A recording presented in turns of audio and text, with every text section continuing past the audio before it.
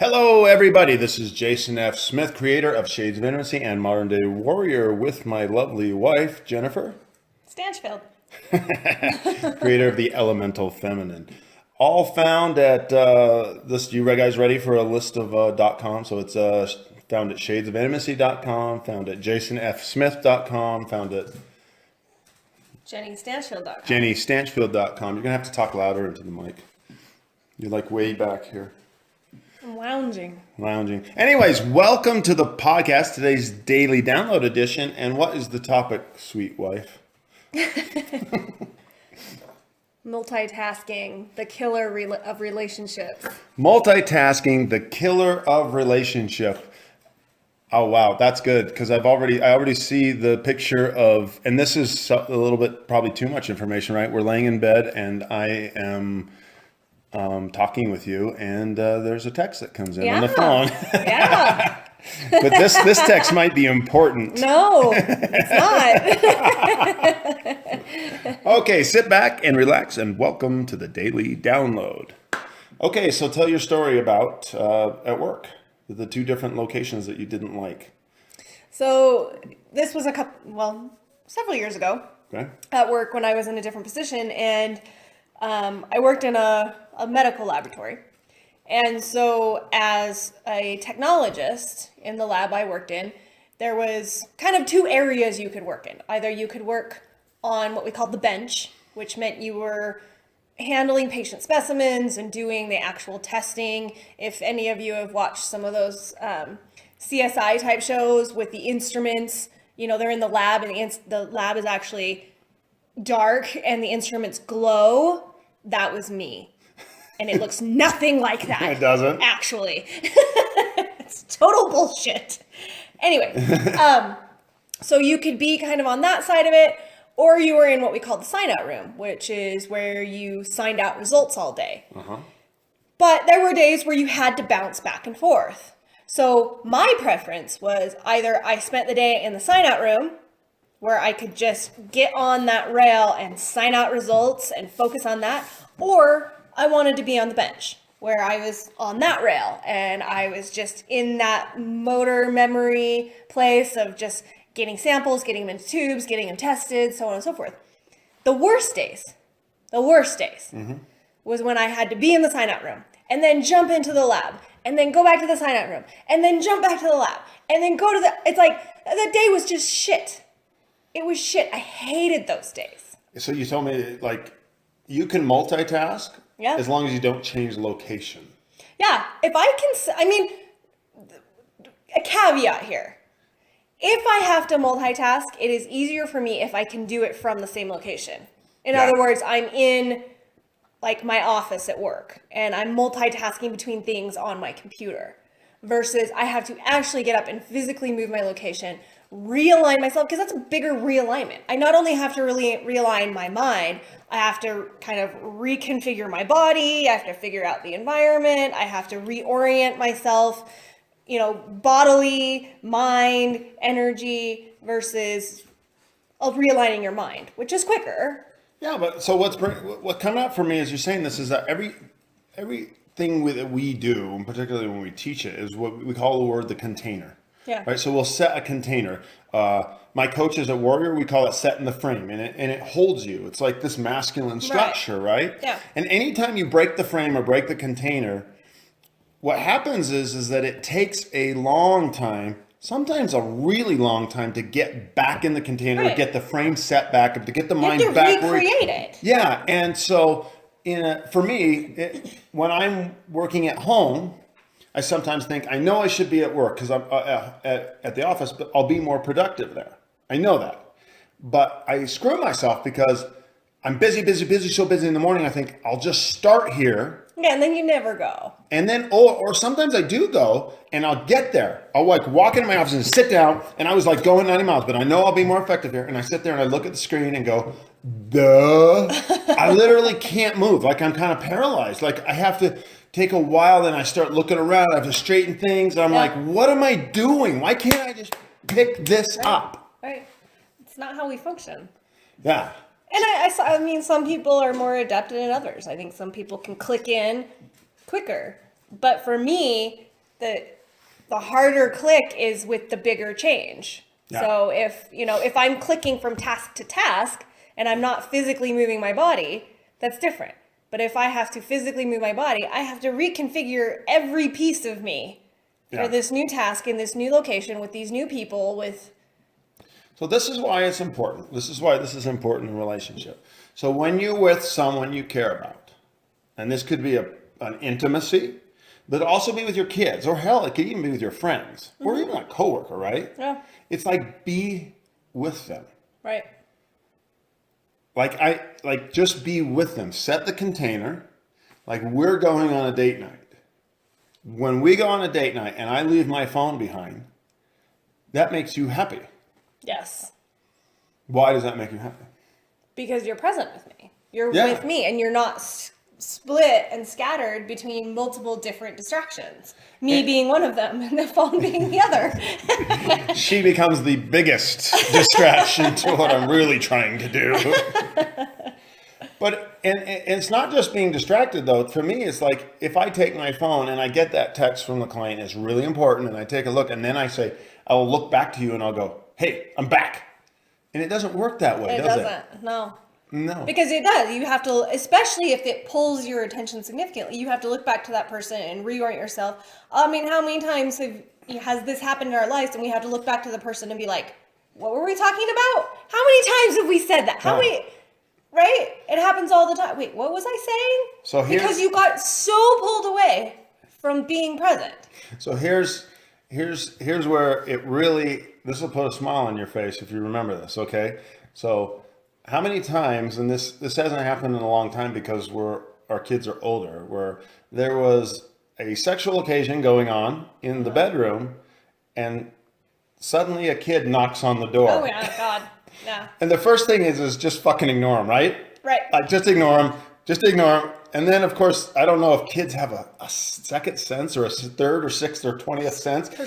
Persistence. They're like, you're ignoring me and I'm going to ramp up the pounding. Yeah. And then start jiggling the handle. Which immediately you're going, oh, Jesus, I hope I lock that door. And this is a guy thing too. So the guy says, okay, I'm going to handle this. Run to the door, open the door crack, lean out and go, leave us the fuck alone. Right? Slam the door shut, go back, like we can do this, and it's too late. It's done. We're done. It's not going to start again, is it? No, God, no. Come on, we can multitask. Well, that's a good point of, there are certain things that happen in relationship they're actually quite fragile. It's just, you're right on the cusp of something. You're right. You've just, it's a very fragile moment. Yeah. And if there's an interruption at that moment, it really does crumble the whole thing. And it can be impossible to recover. Yeah. And we're not just talking about sex. Like that's actual all intimacy, like heart opening moments of vulnerability, of like, hey, we've reached a place where we're getting really authentic. Mm-hmm. And if you haven't set it up, I mean, not to turn it into a business meeting, but it's like when you walk someone in to have an interview, right? And this is a big interview for them or for you, one way or the other. I mean, you got to clear the distractions. You got to be in the moment right then. There's no multitasking going, hold on, back and forth. You're going to blow that interview. Yes. Well, and I mean, even, like you said, outside of sex too, even like emotion. When your partner, there have been times where we've been in the bedroom and, emotion has come up in me and I've been crying about something that has really touched my heart. And it's at that moment where if someone knocks on the door or if you looked at your phone, it doesn't necessarily snap me out of it, but it gives me that chance to pull myself together, even just habitually, it disrupts the moment in such a way that I will habitually pull myself back together. And I may still be a little weepy and everything, but that moment is lost. It's like in those movies, and I hate these scenes, right? Mm-hmm. Where say you were to say to me, hey, Jason, I need to tell you something. And the audience knows what she's going to say. Maybe she's going to propose marriage or something big, right? And I'm like, yes. and you start to talk, and I go, wait a minute. I have to phone my friend. And I turn, and we see your face like, okay, baby, I'm back. What was it you needed to talk about? And you're like, Right. oh, nothing, Yeah, honey. it's and gone. that's all that. It's Oh, gone. no, I hate those scenes. They're bullshit. Well, and we've had that in our relationship too, where there's been, and again, going back to the emotion behind it, there have been times when, and I'm not trying to like rip on you, but these are just my experiences, where I've been exuberant about something, like joyful, like a kind of childhood glee, childish glee about something, and wanting to share it with you. And I'll come up and want to start to tell you, and something like that will happen. Yeah. Some sort of distraction. And it literally, drains it out of my body. Like and this could just be my, I go from the gleeful child to the petulant child, probably. Yeah, that's true. But there is just the recognition that these moments of intense, of sexual energy or of emotional energy or, I think it's intense emotional energy. And as people, this is just coming to me right now. Like, whether it's sadness or excitement, there's this sudden desire to connect with someone and share it. Right. Right? And it's a vulnerable thing if it's what sadness. I was just going to say. There's a vulnerability. Right? And so when you come and you're like, hey, I'm excited or I'm sad, and I've done this to you before. I've said, I see you're excited. You got to give me 30 seconds to finish what I'm doing. Right. And that sometimes is even enough to just shatter it. Yep. Yeah. Yeah, I mean, I think what we have to realize is, imagine ourselves in our most vulnerable state. So imagine, maybe for some people that's like, would be standing naked in front of someone that, they're really attracted to. I don't know, whatever. That's the best you can come up with. But no, just imagine yourself in your most vulnerable state. And then, just imagine that what it would take to hold you in that state in such a loving way that you could go even deeper. Now imagine that gets pulled away. That's heartbreaking. Well, look, let's be honest. Let's tell it true. The most vulnerable state you can be in is when you are expressing your authentic emotions. Yeah. Because most people are fucking suppressed. Right. Even their excitement is suppressed. Their childlike glee, their pain, their hurt, their pits, wherever they're at. Yeah, standing naked, that's the surface. What's real thing is I'm going to tell you what really hurts me or how about this one? I'm going to tell you what I really want. Right. Yep. Like that's almost the most vulnerable thing you can do because then you're opening up to saying the person going, oh, fuck you. I'm not doing that. Right. Yeah. And I think too, where a lot of people's minds go is, oh, it's when someone's sad or when it doesn't have to be when sad. Someone's, and what strikes me is, we constantly hear, for men, one of the most amazing things to witness is a woman's pleasure. Mm-hmm. Right? But that is so vulnerable for a woman. Mm-hmm. That is so vulnerable. And so we have to realize that when a woman starts to express pleasure through her body, the minute someone gets distracted by anything, that is so hurtful. Yeah. Because pleasure, joy, those are extremely vulnerable states when it's an authentic expression. Yeah. Yeah, I've seen that. We've experienced that. I mean, moments of just vulnerable joy in your heart and how fragile that is. Yeah. Yeah, it's a fragile thing. It's something to be cherished, really. I mean, and more than anything, I think it's the thing that, isn't that kind of the thing to see your woman's authentic, vulnerable pleasure? Mm-hmm. Yeah. And what a gift for a woman too, for me, that's such a gift for me to be able to express that. Yeah. But it's a tenuous place to be because so much is entwined with that it can immediately be shut down. Yeah. Well, this has gotten very serious. And it really has. So it leads to another question that I'll have for you. This is going a little bit longer than we usually go, but I think this is good stuff, which is, what do you do when someone...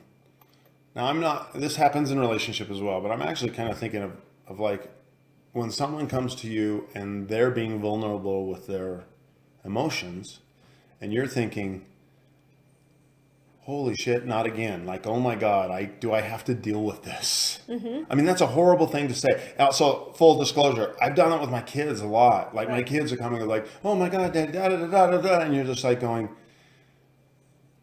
I have a hard time, like they've taken a molehill. I don't know what it is. A grain of sand and turned it into a mountain in their minds, and they really want you to listen. And that happens. I mean, we do that in coaching. Like one of the great things that we do well is hold space for someone, whatever they have come up. Because you simply, like in coaching and in parenting and in relationship, you literally can't look at the person and go, oh, well, that's just bullshit. Stop worrying about that. Right. Or stop, you're excited about that? That's dumb. I don't know if you guys can hear this, but we have a Boston Terrier. She's deaf. And Supersonic squeal. And she has this high-pitched supersonic squeal. If you guys are hearing this and it's breaking your ears, that's what it is. It's her. Yeah. It literally kind of puts me into talk about fucking distractions, right? Yeah. Puts me into see red. I see everything in red and I get angry. Now, if you want the strongest military in the world, you would just clone her. You would clone her and have everyone carry one of her around. And the enemy would be so annoyed that they would just collapse. They couldn't handle it. No one can handle this noise. So it's incredible. So back to the vulnerability of holding space for someone in their emotion. Right. That's another side of it. Well, and I think there's about 1 million different answers to that question based on 1 million different scenarios and 1 million different people and the history and all of that. But, I think when you're talking about true vulnerable emotion without a whole lot of story attached to it or ego attached to it, what I've seen is it's just that free expression of it. Yeah. And I mean, we've heard so many times, and I've felt this too. It's like, oh God, if I start going there, I'm never going to be able to shut this off. Like, it's just going to become too much. It's going to be too much for me. It's going to be too much for my partner. It's going to be too much. And what you find is it's actually, if you start to let it move through you in an authentic and vulnerable way, it actually can dissipate in rather quickly. And it doesn't mean that it doesn't kind of well up again at times, but it's like, your body just needs to move it through it. You know what you're pointing out? You're talking about permission. Yeah. Like if someone gives you the permission to be authentically emotional, then that gives you the opportunity to drop your story around it. Right. Because what is the story? But 99% of the stories is the justification for why we're feeling. What if you don't have to justify why you're feeling? Well, yeah. And I think as you allow emotion to move through you, you allow the story to move through you.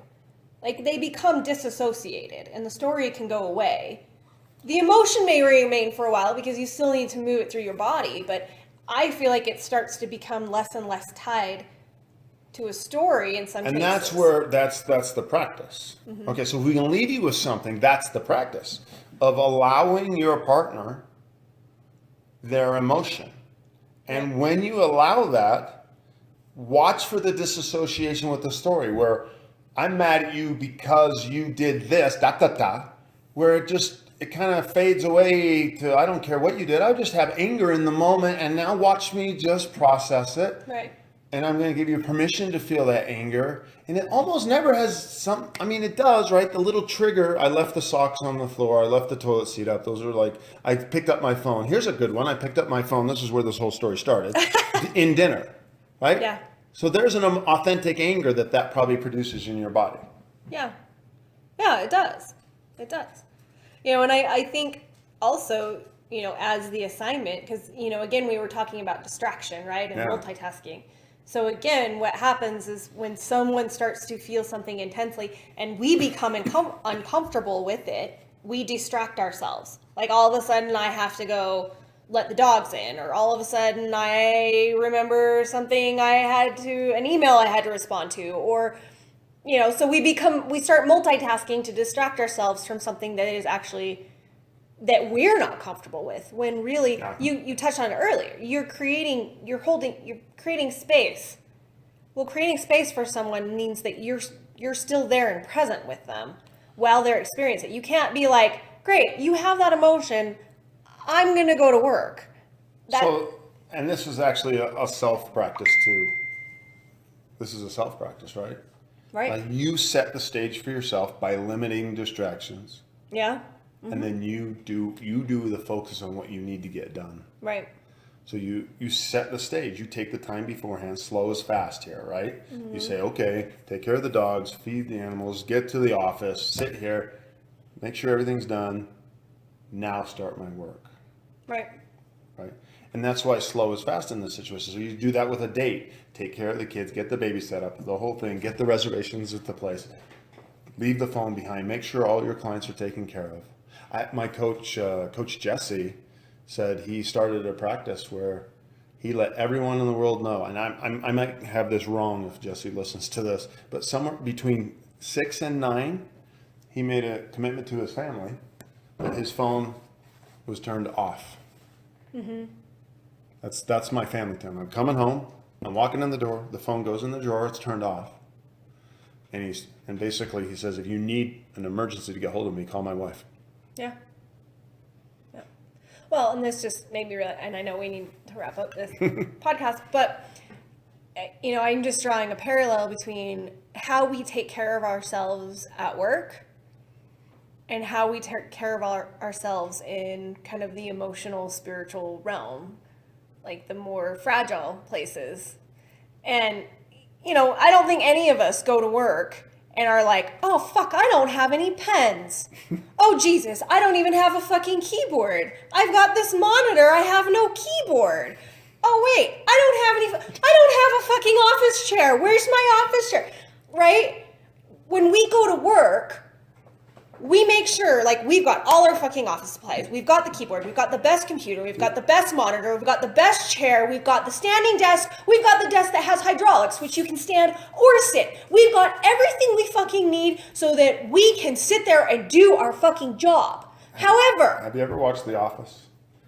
You're just creating images of Jim fucking with Dwight by stealing his stapler, removing his chair, putting his office in the women's bathroom. Yeah. I mean, yeah. Okay, sorry, divergent moment there. But we don't take care of ourselves or our partners in the same way when it comes to relationship and working in those areas of intense emotion or intense sexual energy, or we don't set the stage for ourselves, because I think a lot of times we are trying to look for that out. We are trying to kind of sabotage the moment, so we're not setting the stage. We're not creating the container or the frame that allows that to happen in a way that it can go all the way through to completion. And this is getting a little long, but it's really interesting. And we have a real life example of this. There's 2 different ways. So last weekend, I don't know what the occasion was, I can't remember, but I decided on Friday to set the stage for you. Mm-hmm. So I got home from work first, you came in, and she walks in the door, and I just take her upstairs, and I had a bath ready for her. The bath was ready. Yeah. Candles were lit. It's like, get in the bath, I leave. I came back with sushi. Yep. And just gave her dinner in the bath. And that set the stage for me being present with you being present with me. You got to relax. It's also about transitions, which is a total new topic, but we can talk about that another time, is transitions. But that transition wasn't me walking in going, relax. It was, here's the stage for you to relax. You set a frame for me. You set a container for me to kind of relax into. And I have had times when you were coming home and I intended to do that, but I was busy working, and you will walk in 5 minutes early and shatter that frame because I'm not ready. Right. And that's some of the worst shit show fights we've ever had. Yeah. Yeah, they are. They are. Because I look at her and literally what I'm looking at you as going, you're home too early. I don't want you here. Yeah, get out. Get the fuck out. Yeah. Like if you give me 5 minutes, there's a bath and sushi, but you've come too early. You've broken my frame. I'm reacting poorly and I cannot multitask out of it. Yeah. So setting up the frame requires me to not multitask. Coming into the frame, requires you not to multitask. Right. Yeah. Yeah. Well, that sounds like we're complete. Mm-hmm. So that went a little bit longer. Let's see, where are we at?